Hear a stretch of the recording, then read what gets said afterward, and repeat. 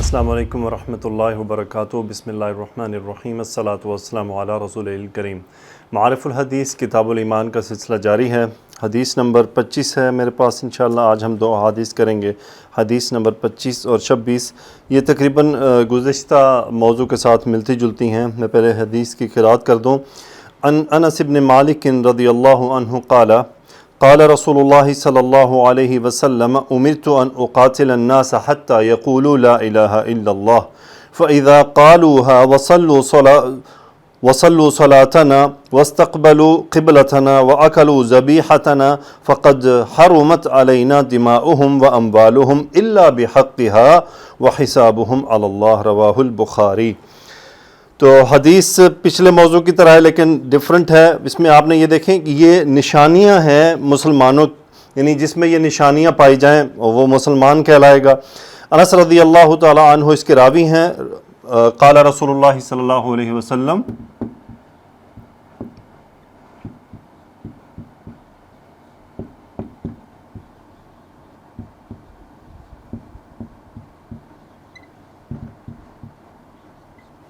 قال رسول اللہ صلی اللہ علیہ وسلم، تعالی فعل ماضی واحد مذکر غائب کا صیغہ، رسول فاعل ہیں، رسول اللہ صلی اللہ علیہ وسلم، یعنی قال رسول اللہ صلی اللہ علیہ وسلم، رسول اللہ صلی اللہ علیہ وسلم نے فرمایا امرت ان اقاتل الناس، امرت ان اقاتل الناس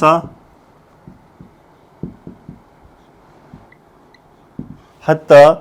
یقولوا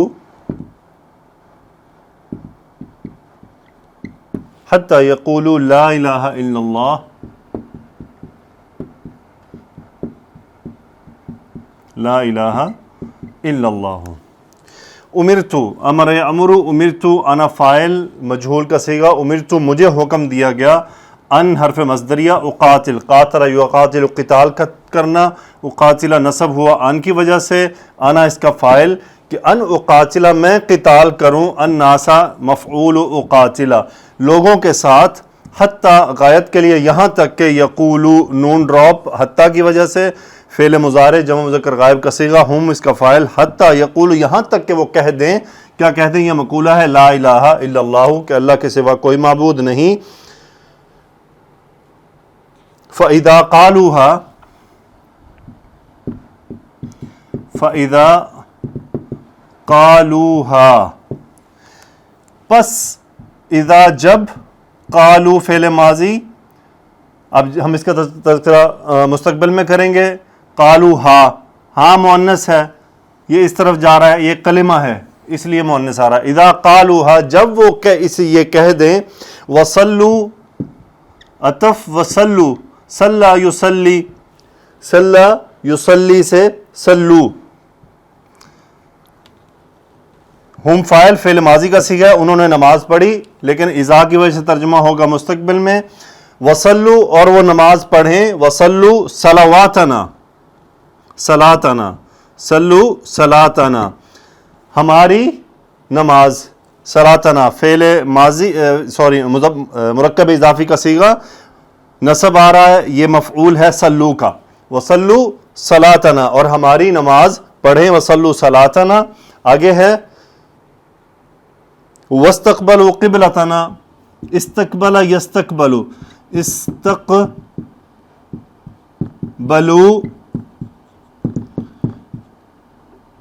قبلتنا، استقبلوا قبلتنا، استقبلوا ہم فاعل سیم ماضی کا صیغہ لیکن اذا کی وجہ سے جب اور وہ یعنی استقبلوا مطلب قبلہ رخ ہونا، و استقبلوا قبلتنا، قبلتنا نصب مفعول، واستقبلوا قبلتنا اور ہمارے قبلے کا استقبال کریں یعنی اس کی طرف وہ رخ کریں۔ اس کے بعد ہے وَأَكَلُوا ذَبِيحَتَنَا، وَأَكَلُوا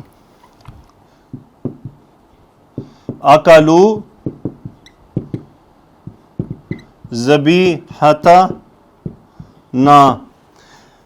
اکل یاکل کھانا، اکلو ہم فاعل اور وہ کھائیں، ذبیحتنا مفعول اکلو، ذبیحتن، ذبیحتن یعنی ہمارا ذبح کیا ہوا جانور، ذبیحتنا فعل ماضی کے جملے میں یہ مرکب اضافی مفعول کے طور پہ، واکلو ذبیحتنا ہمارا ذبیحہ کھائیں،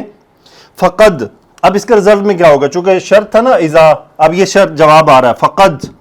قد تاکید کے لیے بھی، فعل ماضی قریب کے لیے، فقد حرمت علینا، حرمت علینا، دیکھیں حرمت مجہول کا صیغہ، حرمت واحد مؤنث غائب کا صیغہ، واحد مؤنث غائب کا صیغہ، مجہول ماضی، حرمت اسے حرام کر دیا گیا، علینا ایک مؤنث کو، متعلق فعل، اب وہ مؤنث کون سی ہے، اس کا مطلب نائب الفاعل ہوگا جس کو حرام کیا گیا، وہ ہے دماؤہم، یہ نائب الفاعل ہے، حالت رفع میں آ رہا ہے، دماؤہم، دمن کی جمع دماؤن، ان کے خون، دماؤہم، واموالہم،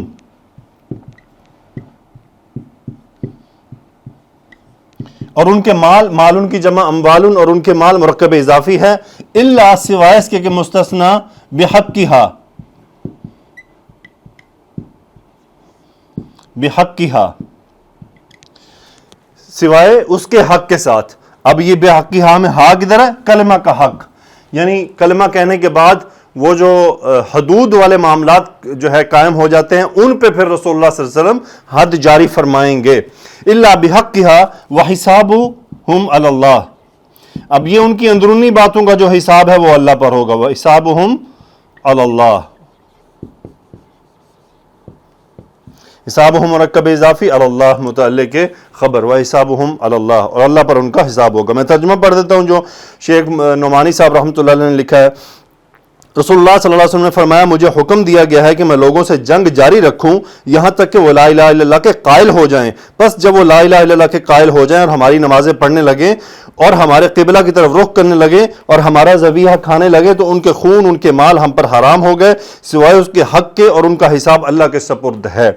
اچھا، اس کے اندر انہوں نے جو تفسیر میں لکھا ہے، اس حدیث میں شہادت توحید کے ساتھ نماز پڑھنے میں اور نماز میں قبلہ اسلام کی طرف رخ کرنے اور اہل اسلام کا ذبیحہ کھانے کا ذکر موجود ہے، اور اصل مقصد اس حدیث کا ان احادیث مندرجہ بالا کی طرح صرف اتنا ہی ہے کہ ہماری جنگ کسی کے ساتھ بھی صرف دین کی خاطر ہے اور لوگوں کو کفر شرک کی گمراہی سے نکال کر راہ حق پر لانے کے لیے ہے۔ بس جو لوگ بے راہ روی چھوڑ کر اللہ تعالیٰ کی بتلائی ہوئی سیدھی راہ اختیار کر لیں اور دین حق کی دعوت کو قبول کر لیں، ان کے جان و مال سے تعرض کرنا ہمارے لیے حرام ہے، اور چونکہ اس زمانہ اور اس ماحول میں ایمان و اسلام کی خاطر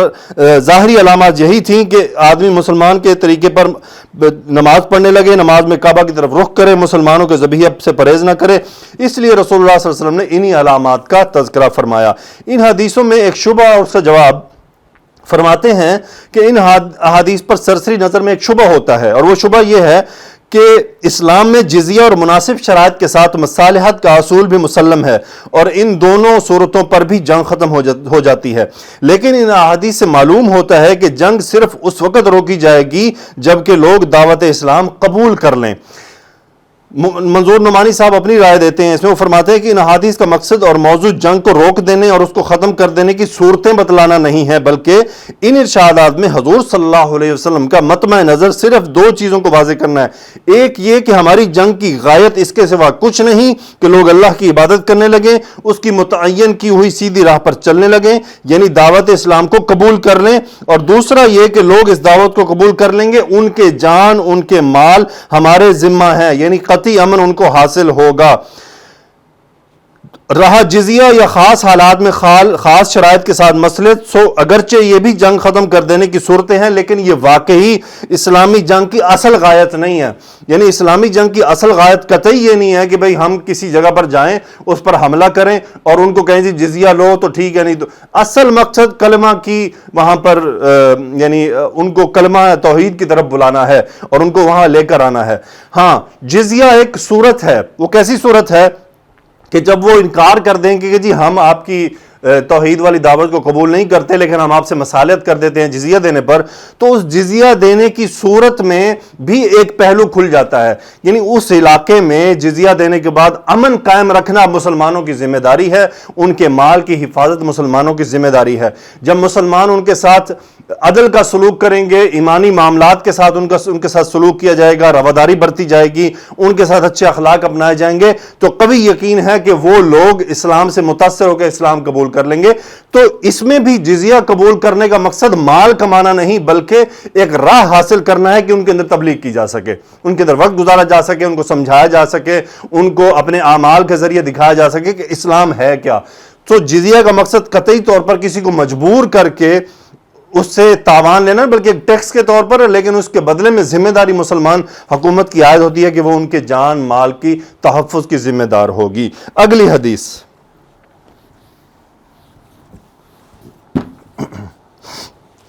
جی اگلی حدیث ہے عن انس بن مالک رضی اللہ عنہ قال قال رسول اللہ صلی اللہ علیہ وسلم من صلى صلاتنا واستقبل قبلتنا واكل ذبيحتنا فذلك المسلم والذي له ذمة الله وذمة رسوله فلا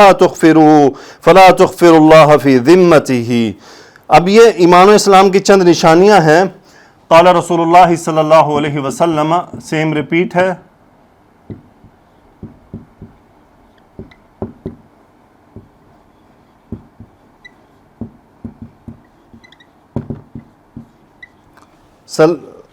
آگے ہے جی من صلی صلاتنا،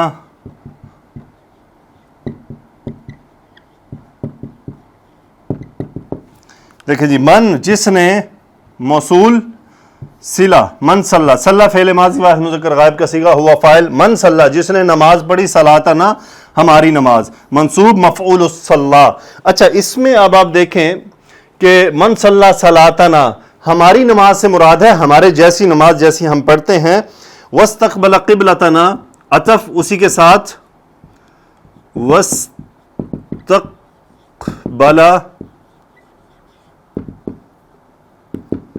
قبلتنا، اور اس نے استقبل یستقبل باب استفعال میں سے یعنی رخ کرنا، استقبل ہوا اس کا فاعل، اور وہی من استقبل قبلتنا، قبلتا مفعول استقبل جس نے ہمارے قبلہ کی طرف رخ کیا، وَأَقَلَ ذَبِيحَتَنَا، وَأَقَلَ ذَبِيحَتَنَا، ذبیحتا مفعول اقل مرکب اضافی، اقل فعل ماضی واحد مذکر غائب، وَأَقَلَ ذَبِيحَتَنَا، اور اس نے ہمارا ذبیحہ کھایا، فَذَلِكَ الْمُسْلِمُ، جواب شرط، فَذَلِكَ الْمُسْلِمُ، پس وہ مسلمان ہے، الذی جو لہو، اب یہ ہو جائے گا جس کے لیے، الذی لہو ذمۃ اللہ، ذمۃ اللہ، ذمتن کہتے ہیں امان کو، ذمۃ اللہ مرکب اضافی، ذمۃ اللہ، الذی لہو ذمۃ اللہ، ذمۃ اللہ مبتدا بن رہا ہے، رفع میں نظر آ رہا ہے، یہ متعلق خبر ہے، الذی لہو ذمۃ اللہ، وہ ہے جس کے لیے اللہ کی طرف سے امان ہے، سوری یہاں پہ مبتدا الذی یہ اس کا صلہ ہے، ذمۃ اللہ، الذی لہو ذمۃ اللہ، مسلمان وہ ہے جس کے لیے اللہ کی طرف سے امان ہے، وذمۃ رسولہ، اور اس کے رسول کی طرف سے امان ہے، فلا، پس لا تغفروا، فلا تغفروا اللہ فی ذمتہ، لا نہیں منع کیا جا رہا ہے، تغفروا، اغفر یغفر باب افعال، وعدہ توڑنا، نون ڈراپ، انتم فاعل، فعل مضارع جمع مذکر مخاطب کا صیغہ، فلا تغفروا، تو تم اللہ کا وعدہ نہ توڑو، فی ذمتہ، فی حرف جر متعلق فعل ہے، مرکب اضافی ذمتی جر چلا گیا فی کی وجہ سے، فی ذمت ہی اس کی امان کے سلسلے میں، یعنی اللہ اور اللہ کے رسول صلی اللہ علیہ وسلم نے جو امان دی ہے اس کے معاملے میں تم اللہ کا وعدہ نہ توڑو۔ اب اس کا ترجمہ جو مولانا صاحب نے لکھا ہے وہ ہے، رسول اللہ صلی اللہ علیہ وسلم نے فرمایا جو کوئی ہماری سی نماز پڑھے، ہماری قبلہ کی طرف رخ کرے، ہمارا ذبیحہ کھائے، پس یہ وہ مسلم ہے جس کے لیے اللہ کی امان ہے اور اللہ کے رسول کی امان ہے، سو تم اللہ کے عہد کو نہ توڑو اس کی امان کے بارے میں۔ اس کی تشریح میں وہ لکھتے ہیں کہ آپ کا مقصد صحابہ کرام کو یہ جتلانا ہے کہ جس شخص میں تم اسلام قبول کرنے کے یہ ظاہری اور موٹی موٹی علامتیں دیکھو، وہ اسلامی طریقے پر نماز پڑھتا ہے، نماز میں قبلہ مسلمین کی طرف رخ کرتا ہے اور اہل اسلام کا ذبیحہ کھاتا ہے، تو اس کو مسلمان ہی سمجھو اور اس کے جان و مال کو اللہ اور اس کے رسول کی امان میں سمجھو، یعنی خواہ مخواہ اس قسم کی کسی بدگمانی کی بنا پر اس کے دل میں اسلام نہیں ہے، بلکہ اس نے صرف منافقانہ طور پر اسلام شاعر کو اپنایا ہوا ہے، اس کے خلاف کوئی اقدام نہ کرو۔ بہرحال اس حدیث کا مقصد اسی بارے میں مسلمانوں کو تنبیہ کرنا ہے۔ پس بعض لوگوں کا اس حدیث سے یہ نتیجہ نکالا کہ مقصد حدیث سے ناواقفی اور سخت جاہلانہ گمراہی ہے کہ جس شخص میں اسلام کی یہ ظاہری علامات موجود ہیں، یعنی نماز پڑھنا، قبلہ رخ ہونا، مسلمانوں کا ذبیحہ کھانا، پھر خواہ وہ کیسے ہی عقائد پر ہو، خیالات پر رہو، خواہ وہ کیسے ہی کافرانہ مشرکانہ اعمال کرے، بہرحال وہ مسلمان ہی رہتا ہے۔ تو مولانا صاحب بالکل واضح لکھ رہے ہیں کہ جس میں یہ علامات موجود ہوں لیکن اس کے ساتھ ساتھ اس کے اندر مشرکانہ باتیں بھی پائی جاتی ہوں تو پھر اس کو آپ مسلمان تصور نہیں کریں گے، جیسا کہ قادیانی۔ اب قادیانی ذبیحہ بھی کھاتے ہیں، قبلہ کی طرف رخ بھی کرتے ہیں اور طریقہ نماز بھی تقریباً ایسا ہی ہے، تو پھر کیا انہیں مسلمان کہا جائے گا؟ نہیں کہا جائے گا، کیونکہ ان کا جو رسول اللہ صلی اللہ علیہ وسلم کی ختم نبوت پر ایمان نہیں ہے بلکہ ان کے نعوذ باللہ ایک لعنتی کو وہ اپنا نبی مانتے ہیں، تو پھر اس صورت کے اندر انہیں مسلمان نہیں کہا جائے گا۔ اور بھی کوئی اگر ایسے لوگ ہیں، دیکھیں رسول اللہ صلی اللہ علیہ وسلم کیا فرما رہے ہیں، من صلی صلاتنا واستقبل قبلتنا۔ اب تلاش کر لیں من صلی صلاتنا، کون ہے جو رسول اللہ صلی اللہ علیہ وسلم کی نماز کے حساب سے نماز پڑھتا ہے؟ میں کسی کا نام نہیں لے رہا، آپ اور میں ہم سب جانتے ہیں وہ کون لوگ ہیں جو رسول اللہ صلی اللہ علیہ وسلم کی حدیث کے خلاف ہے۔ من صلی صلاتنا، رسول اللہ صلی اللہ علیہ وسلم کی صلاۃ، آپ کی نماز کا طریقہ تمام احادیث سے ثابت ہے۔ جو بھی اس نماز کے طریقے سے جھکے گا، وہ اپنے سجدوں کے اپنا سروں کے نیچے وہ ٹکریاں رکھ رہے، وہ جو مرضی کر لے، تو اس کا مطلب وہ رسول اللہ صلی اللہ علیہ وسلم کی نماز سے ہٹ گیا ہے، اس کے الگ ہی، تو وہ اس نماز پر نہیں ہے، تو پھر آپ اسے کیا تسلیم کریں گے؟ رسول اللہ صلی اللہ علیہ وسلم کی حدیث واضح ہے۔ رواداری کا مطلب یہ نہیں کہ ہم حدیث کی خلاف ورزی کر جائیں، جو حدیث میں رسول اللہ صلی اللہ علیہ وسلم نے ہم سب کو فرما دیا ہے بس وہی قطعی ہے، ہم اسی کو مسلمان سمجھیں گے جو رسول اللہ صلی اللہ علیہ وسلم کی ان حدیث کے انڈر آئے گا۔ من صلی صلاتنا واستقبل قبلتنا واکل ذبیحتنا فذلک المسلم، فذلک المسلم، لیکن ختم نبوت پر ایمان لازمی ہے، ختم نبوت پر ایمان لازمی ہے۔ اللہ تعالیٰ سے دعا ہے اللہ تعالیٰ ہم سب کا خاتمہ ایمان پر فرمائے، رسول اللہ صلی اللہ علیہ وسلم کی ختم نبوت پر فرمائے، اللہ تعالیٰ ہمیں تمام قسم کے مشرکانہ باتوں سے بچائے، اللہ سبحانہ و تعالیٰ ہم سب کے ایمان کی حفاظت فرمائے۔ سبحانک اللہم و بحمدک، نشہد ان لا الہ الا انت، نستغفرک و نتوب الیک۔ اللہم صلی علی سیدنا و مولانا محمد وعلی آلہ وصحبہ وبارک وسلم، آمین یا رب العالمین۔